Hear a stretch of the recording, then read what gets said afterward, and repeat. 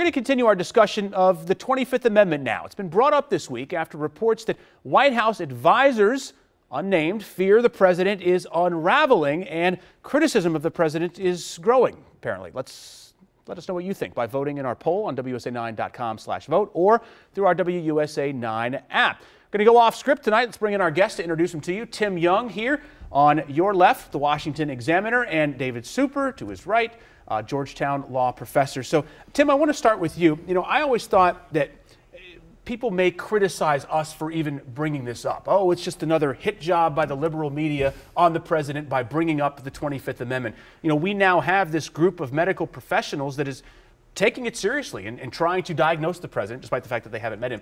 Is it fair for us to have this discussion? I don't think so. Listen, I call my ex-girlfriend crazy, and I get a bunch of doctors together and say that she's a nut and should be locked away as well.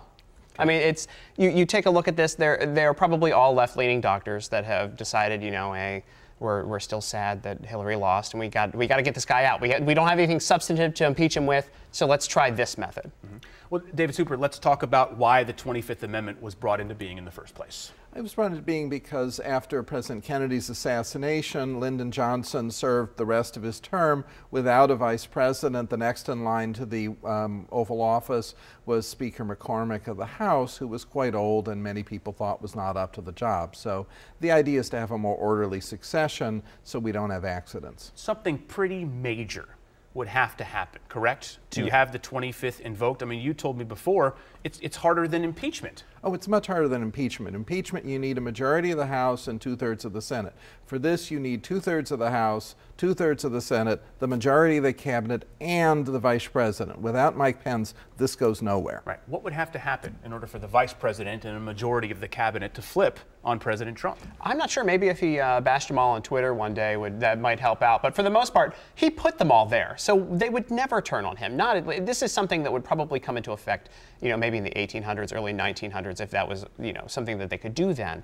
But right now, the way our political system is set up, it would never happen. So we're in agreement on uniformly on the unlikelihood of this ever happening? This isn't a routine matter. Now, if the president were to order an unprovoked first nuclear strike, one could imagine people feeling that they needed to fall on their swords to do this. But this is not part of routine politics. This is quite extraordinary. Never going to happen. Never going to happen. Okay. There's also kind of a little flaw built into this, right? So what if the vice president and a majority of the cabinet members say, yeah, we think we want to invoke the 25th, and the president finds out about it? Could he just go around and say, as he's famous for saying, you're fired? Obviously, it depends a little bit on sequence on that and on who's who.